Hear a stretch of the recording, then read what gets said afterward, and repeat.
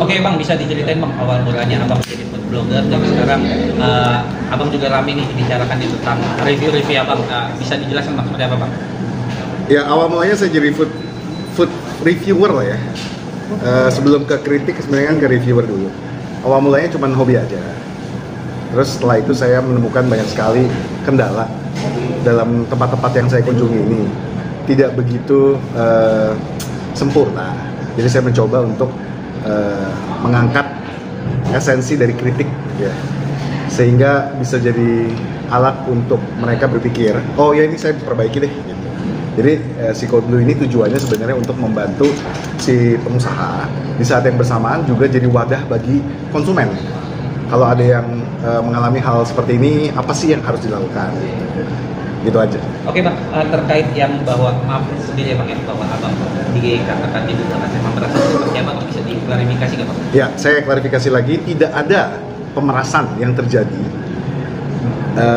di pihak saya ataupun di pihak manapun yang berhubungan dengan saya. Jadi waktu bicarakan mengenai konten atau campaign, saya pasti akan memberikan sebuah tawaran. Oh, rate card-nya seperti ini. Nah waktu itu yang saya tawarkan dengan 8 konten itu dengan harga 350 juta, jadi tidak ada unsur pemerasan sama sekali. Jadi kalau misalkan dibilang ini adalah pemerasan berkedok reviewer, sama sekali tidak tepat. Karena kenapa? Karena gini, kalau misalkan bilang pemerasan berkedok reviewer, harusnya gue datengin dulu sebelum gue post. Sebelum gue post, gue datengin dulu orangnya. Ini jelek nih postnya nih, lo bayar gue deh biar nggak gue up. Ini kan tidak terjadi. Ini gue cuma post secara nyata, secara apa adanya. Lalu setelah itu, kalau misalkan mereka mau memperbaiki, gue bisa bantu. Itu aja sebenarnya. Kalau tidak mau dibantu oleh gue pun nggak masalah. Bisa banyak orang yang bisa bantu, banyak profesional yang bisa bantu. Berarti yang 350 juta itu rate card-nya? Itu rate card-nya Code Blue. 8 konten itu sudah gue diskon 50% sebenarnya. Jadi kalau ditanya, nggak masuk akal nih orang, nggak ada kredibilitinya, kok bisa mahal banget? Ya suka gue. Intinya kalau misalkan gue mau kasih rate segini, kalau lu nggak mau ya lu tinggal bilang, wah nggak cocok nih, nggak masuk. Ya udah, banyak yang nggak cocok nggak masuk. Memang awalnya gue bikin rate yang tinggi juga, lebih ke gini. Gue akan fokuskan jamnya, pikirannya untuk tempat ini, gimana cara bantu ya. Bukan yang segala macam gue ambil, terus segala macam gue promosiin, enggak. Jadi itu juga salah satu hal ya kenapa gue bikin tinggi ya, supaya nggak banyak aja gitu, supaya nggak banyak yang mau gitu. Tapi kan hujatan abang nih ibaratnya dari netizen di sosial media, bahkan di tempat-tempat restoran pun kan sampai abang diboikot juga. Iya. Nah mungkin tanggapan abang seperti apa? Apa abang nggak peduli kan dengan komentar tersebut atau seperti apa? Tidak bisa dibilang tidak peduli ya. Gue sebenarnya sakit hati juga, karena awalnya kan memang sebenarnya gue ini datang untuk membantu. Kalau misalkan sampai diboikot, menurut gue ya sedih ya, sedikit berlebihan gitu. Tapi bukan berarti kalau diboikot abis itu gue tidak bisa datang ke tempat makan kan.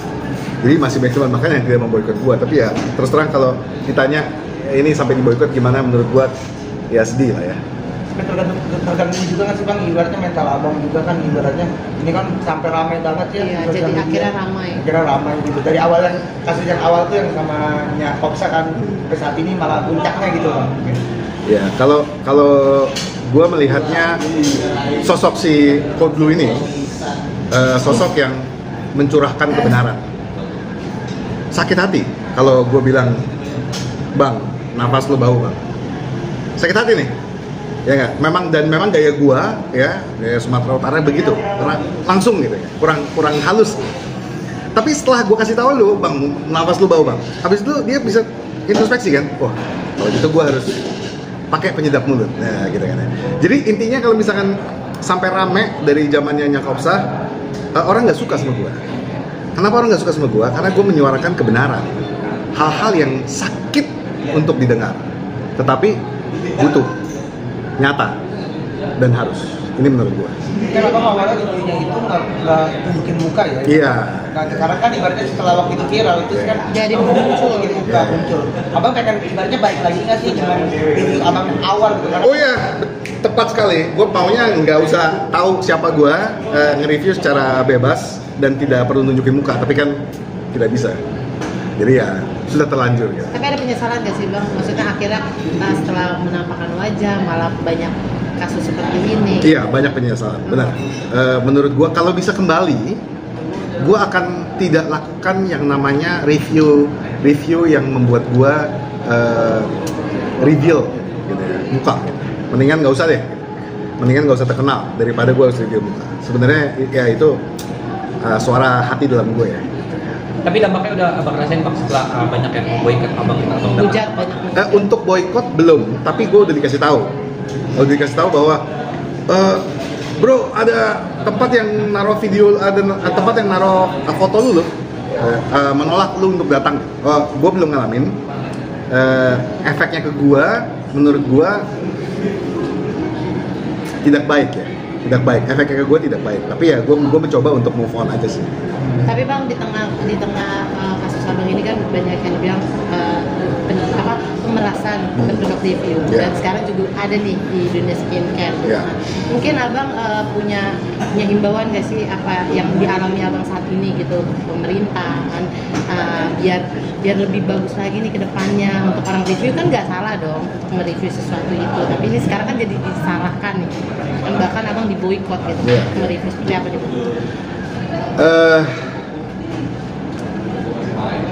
Sebenarnya ada institusi negara yang mengatur atau menjaga standar tersebut. Ada perlindungan konsumen, ada BPOM dan lain sebagainya. Nah menurut gua, kalau misalkan gua bisa bantu, gua akan bantu. Gua bisa menjadi jembatan antara pelaku usaha, konsumen, dan instansi negara, aset negara tersebut. Karena mungkin aset negara ini juga sekarang ini sedang tidak baik-baik saja gitu ya. Harus dibantu lah gitu.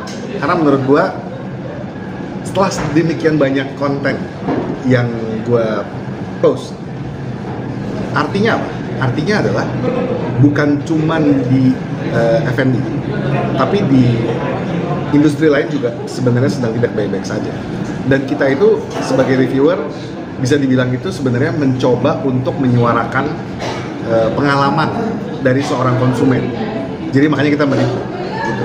Tapi kalau sebetulnya kan gini, sepakat nggak kok kalau sebetulnya BPOM atau lembaga konsumen ini lebih malas untuk kembali kepada kodratnya dan hakikatnya mereka. Gitu. Lu sepakat nggak? Tapi satu sisi di sini pekerjaan lo, hobi lo sebagai atau konten review lo ini sedikit pada akhirnya harus pakai term and condition gitu. Menurut gua kalau misalkan konten kreator dibatasi ABC, kayaknya sulit ya. Kalaupun mau, berarti dari BPOM-nya sendiri atau dari instansi negara sendiri itu harus kerja lebih keras. Karena kalau misalkan lu suruh kita begini tapi lu sendiri nggak kerja ya repot juga ya. Nggak akan ada hasilnya gitu. Gue nggak nyalain siapa-siapa dan gue juga tidak nyerang siapa-siapa, tapi menurut gue kita ini di posisi ini mencoba untuk membantu, tapi malah dibatasi. Nah ini jadi repot ya. Lo mau batasi seperti apa? Contohnya, misalkan apa contohnya? Ya lo nggak boleh lagi review betul-betul yang ini. Kalau nggak enak lo harus bilang lumayan enak banget. Ada batasan seperti itu. Gitu. Ya, berarti lo mencoba untuk menutupi satu hal yang namanya kebenaran. Berarti lu mencoba untuk sugar coating sesuatu yang tidak, gitu ya? Maksudnya gitu? Lu merasa menjadi review munafik ya? Sangat munafik. Justru yang udah ada sekarang ini menurut gua kurang jujur. Sehingga makanya banyak orang yang nggak suka sama gua karena apa? Terlalu jujur, jadinya kasar, jadinya serangan hujatan dan serangan kebencian. Sebenarnya bukan sama sekali. Sebenarnya itu lebih kayak ke menyadarkan. Jadi kalau misalkan lu batasi kata-kata A tidak boleh disebut, kata-kata B tidak boleh disebut, ini kita negara demokrasi, apa negara komunis, repot juga ya. Ya, kalau dibatasi begitu kita tidak bebas loh, repot. Tapi kan ibaratnya review ini kan nggak cuma baru-baru ini kan sudah lama ya, ibaratnya nggak cuma sebentar gitu. Tapi di ujung-ujung tiba-tiba BPOM bilang membatasi, berarti menganggap bahwasannya review ini kayak nggak ada gitu, ibaratnya kayak bukan kesenjangan lagi yang di ini. Berarti menganggap tidak ada dong. Betul, yes. Memang kita itu dianggap tidak ada. Food reviewer itu adalah level terendah dari content creator untuk BPOM sekarang ini. Jadi dia bukan hanya bilang bahwa ini kesenjangan, ini bilangnya bahwa you're nothing, lu nggak ada, lu sama sekali nggak ada di agenda gua gitu. Ya nggak apa-apa, nggak ada. Tapi intinya sekarang sebenarnya kita mau bantu, itu aja. Oke, Mas, lu mau bantu kok. Kalau lu seandainya di hire atau katakanlah lo, ayo, kok belum sama